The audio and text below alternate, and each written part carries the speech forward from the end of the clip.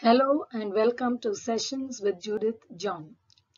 You can see on the screen the WhatsApp number on which you can contact me and also the email ID on which you can contact me.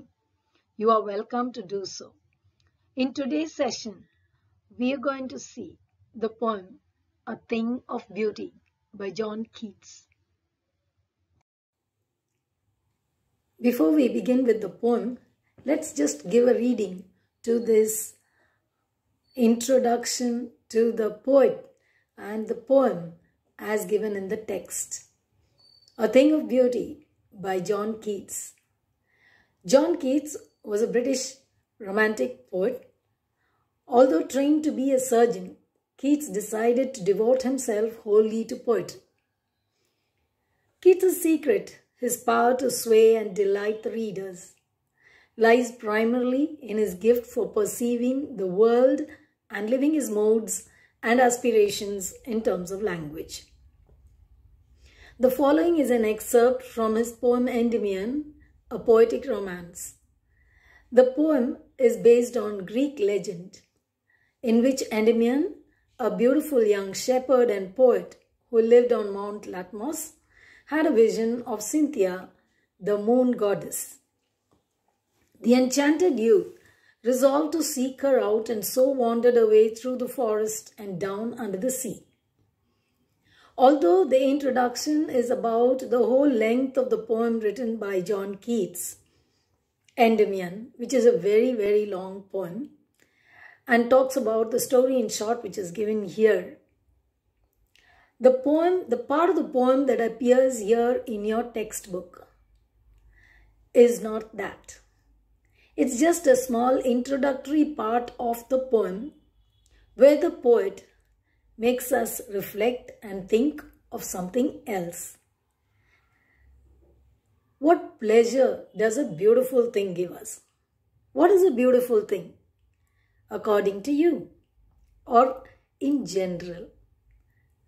What pleasure does a beautiful thing give?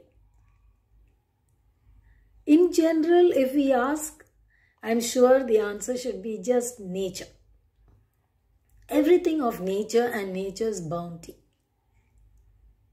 But each one may treasure something beautiful, which is beautiful to that particular person. Beauty lies in the eyes of the beholder, or whatever you think is beautiful. But after reading this poem, rethink it. Are beautiful things worth treasuring? Whatever you think is beautiful, you should be able to treasure it for a long period of time. Maybe your entire life. Are you able to do that? So these are the questions the poem raises. Now, let's go to the poem. A thing of beauty is a joy forever its loveliness increases.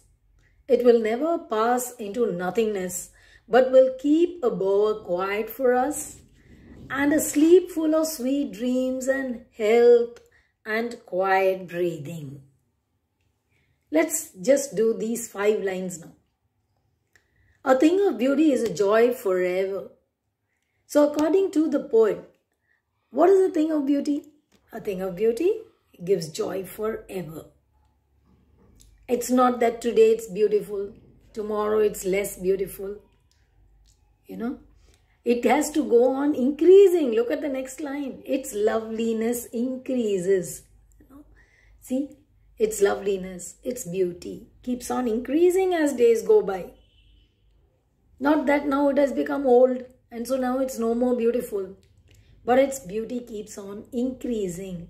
This is the definition for a beautiful thing that the poet gives. He says a thing of beauty lasts forever. Its beauty keeps on increasing over the period of time, and it will never pass into nothingness. See there. It will never pass into nothingness. There will never come a day when it will become nothing or no value of it. Instead, it will go on increasing. But will keep a bower quiet for us. What's a bower? A pleasant, peaceful, shady place.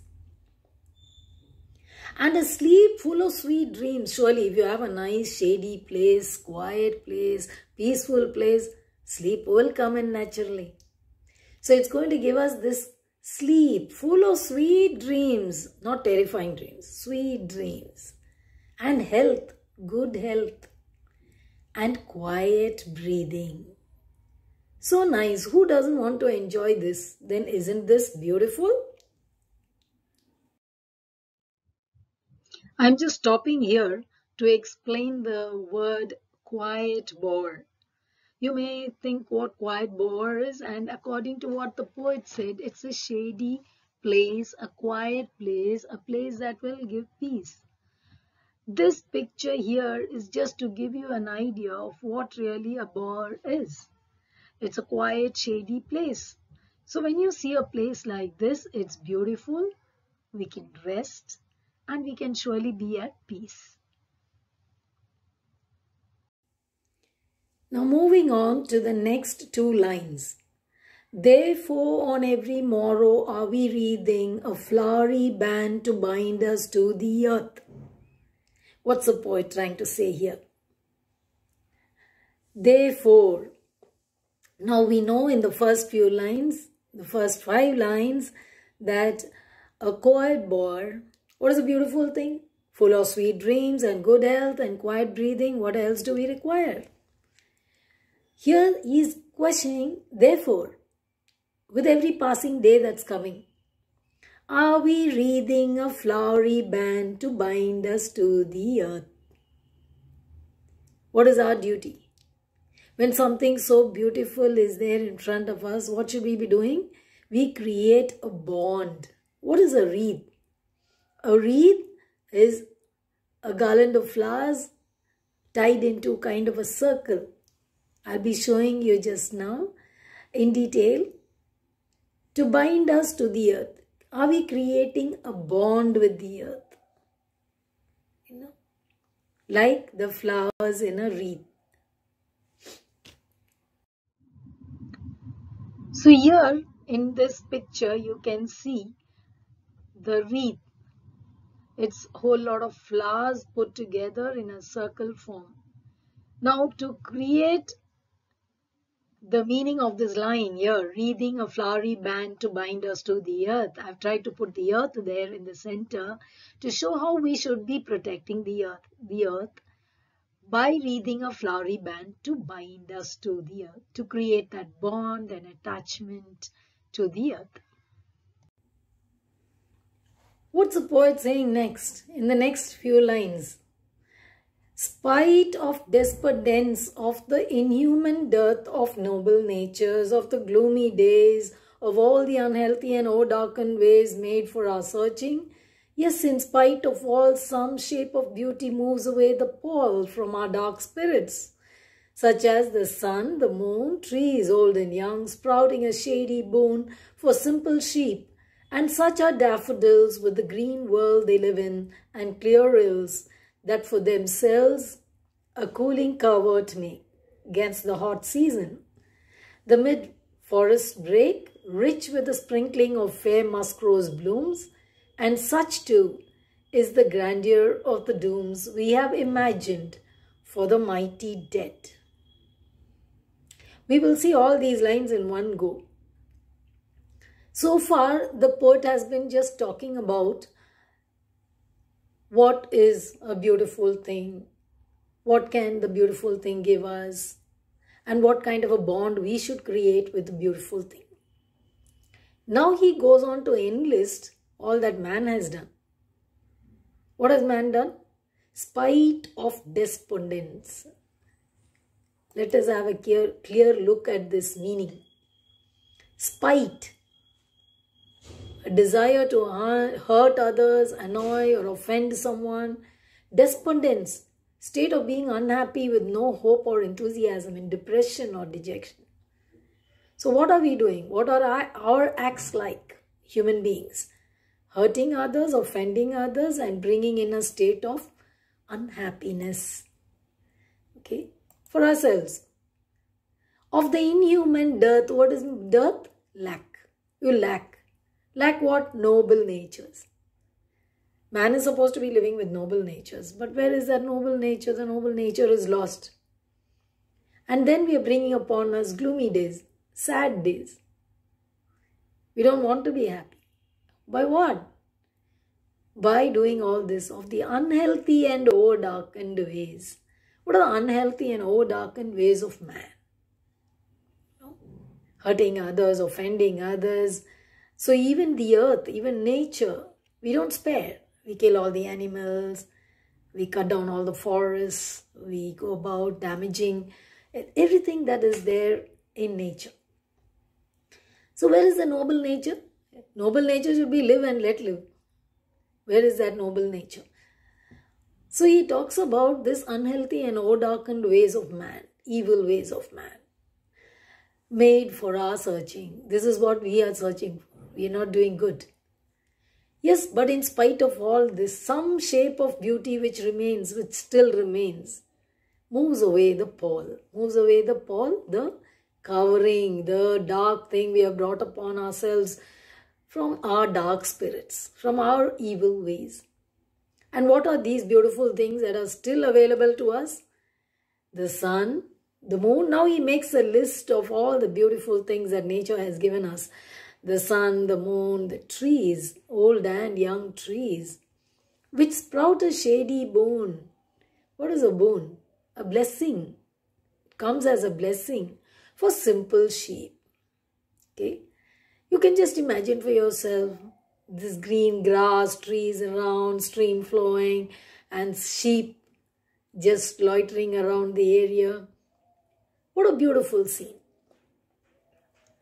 So the poet goes on listing, he doesn't end there. And such are daffodils, the big flowers. I'll be showing you just now what it is. With the green world they live in, green world. It's so pleasant to the eyes and such a good feeling that comes in.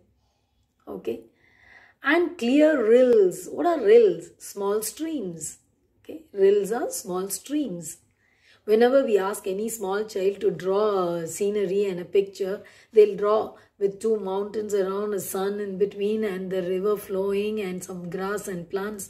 So in everyone's mind right from the beginning, what is a beautiful thing? It's just this. No? All of us, when we want to go to a beautiful place, where do we search and go? We go to where nature is, hill stations, where there is not much touched by man. It's those places that we enjoy. That for themselves a cooling covert make. What is that? What is a covert? A shelter made of bushes. So nice, natural. Okay. Against the hot season. Will you ever feel hot when you are in such a place under the shade of trees with river flowing by the side and you sitting there? It's natural. Cooling. The mid-forest break. No. What is that? Break is a thick mass of ferns, thickets. Rich with a sprinkling of fair musk rose blooms. So the musk rose also blooms. What will the air carry then with the breeze? All these beautiful, scent of the flowers. The rose, musk rose, the daffodils, everything out there.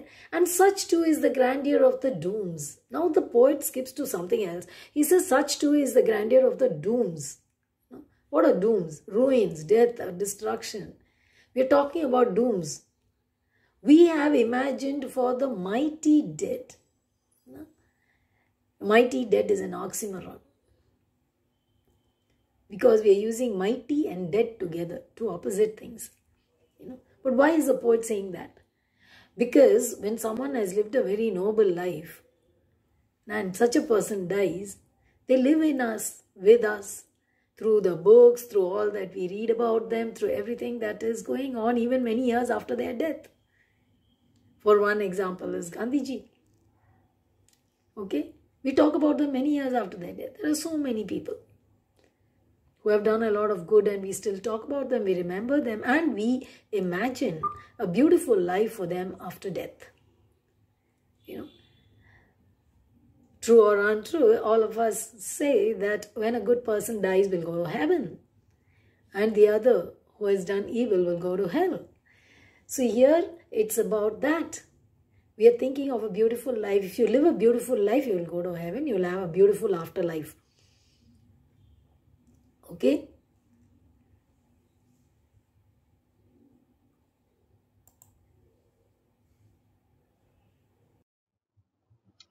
Now we'll go with a few of the word meanings that we had done just now. Those from the lines we had done just now. The first thing is simple sheep. When we talk of simple sheep, there is also a reference to Jesus Christ, who is considered the Lamb of God. Now we consider him to be a Lamb of God, and here the representation of simple sheep also is a reference to Jesus Christ as the Lamb offered for the sake of human beings. Daffodils. The poet talks about the beautiful flowers, the daffodils, and these are the daffodils. You can see here in the picture, growing wild. If you remember the poem written by William Wordsworth, where he talks about the beauty of the daffodils along with the breeze and the river flowing by. This gives a picture like that. Okay. The green world, clear rills and cooling covert. This is it. This beautiful picture here makes you feel all that. The green world, the clear stream, rills are stream, and the cooling covert. So nice. What if you just sit under this tree here? There would be no greater joy than that. The musk rose. The poet mentions the musk rose. And this is the picture of the musk rose. This also grows wild, just like the daffodils. Okay. Now let's go to the last three lines. All lovely tales that we have heard or read. So this is about the mighty dead. We always remember through all the tales that are told about their life, about their beautiful life, and we are reading a lot about them. And last, an endless fountain of immortal drink pouring unto us from the heaven's brink. These last two lines I've highlighted here to show that this is a couplet.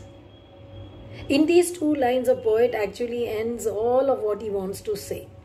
They are beautiful lines, because all the entire list of the beautiful things that he has been talking to us about so far, starting from the sun, moon, trees, the sheep in the shade, the daffodils, the musk rose, the scent of the flowers with the breeze, the streams, everything, and even people, noble people who have lived.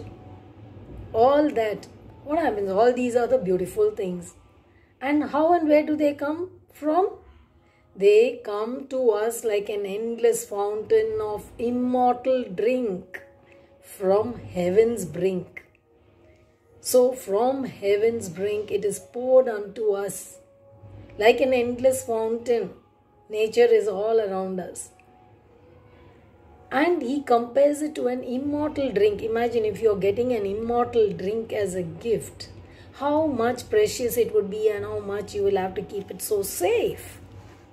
So this is what the poem is about, where we have to keep it safe, conserve and preserve nature and the earth and the gifts of the earth.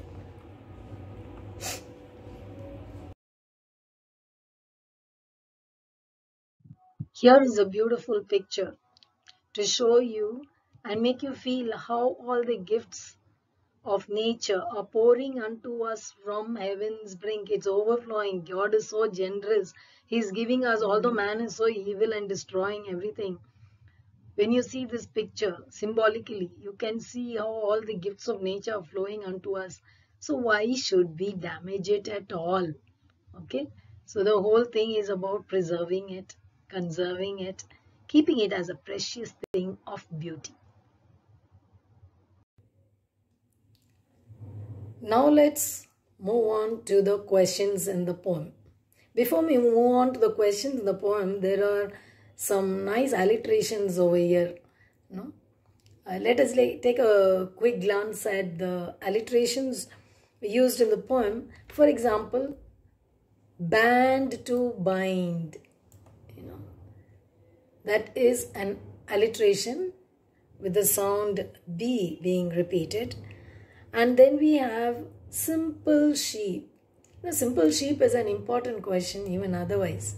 Make a note of it. Then cooling coward.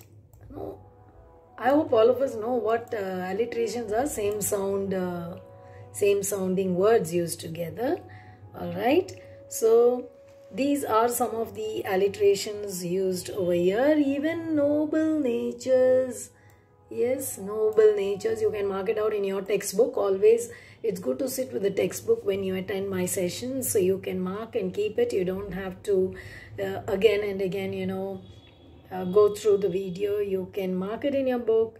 I have also told you about the oxymoron, mighty dead being used. Make a note of all this and the couplet in the poem here. Okay. Alright, now let's quickly brush through the questions. Again, important, 2 marks questions. List the things of beauty mentioned in the poem. What are the things of beauty mentioned in the poem? The sun, the moon, the old and young trees, the daffodils. Okay. Then, whole lot of things. Small streams, the ferns, the musk rose. Alright. All these are the list of beautiful and of course, people who have lived noble lives. Now list the things that cause suffering and pain according to the poet. What is the list of suffering and pain? Malice, disappointment, alright, pain and suffering and lack of noble nature. Okay, lack of noble nature that he says. Alright, unhealthy and evil ways of man, offending others, killing others, all that. Okay. What does the line, therefore are we wreathing a flowery band to bind us to the earth, suggest to you? What does it show? Are we having a bond with the earth, an attachment with the earth and all that earth has in it? Okay. Along with earth and nature. What kind of a bond do we share? Okay. The next. What makes human beings love life in spite of troubles and sufferings? What does it allow? Because some beauty is still left, okay, which is helping us remove all the suffering we have brought on ourselves and give us some kind of peace and joy. Why is grandeur associated with the mighty dead? Why? Because of the noble kind of lives they have lived. We read and talk about them much after their death. And of course, we dream of a beautiful afterlife for them. Alright? Therefore, grandeur. Do we experience things of beauty only for short moments or do they make a lasting impression on us? They do make a lasting impression on us. In the very first 2 lines, the poet has clearly said, a thing of beauty is joy forever and its loveliness keeps on increasing. That means it is not going to die so soon. Okay. What image does the poet use to describe the beautiful bounty of the earth? It's here in the last 2 lines, the couplet. We saw how beautiful. God is so generous and He has just showered on us from there like a fountain of immortal drink. He is pouring on us the beauty of nature. It's our duty to preserve it. Okay. Now here the rhyme scheme.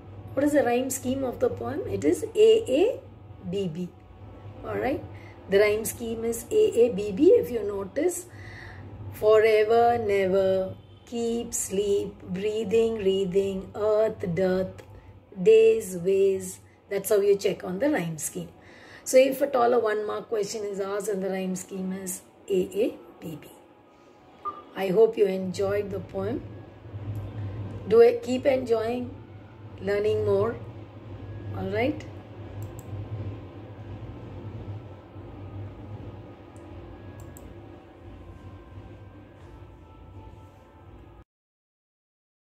So keep watching Sessions with Judith John for more tips and inputs to excel and stand out. Here is the WhatsApp contact number for any doubts and queries. You can also put them in the comment box or mail me at sessionswithjudithjohn@gmail.com for online tutorial, for even one session, okay, for personal coaching, for doubt clearing sessions, as per your requirement. You're welcome. Have a nice time learning. Thank you.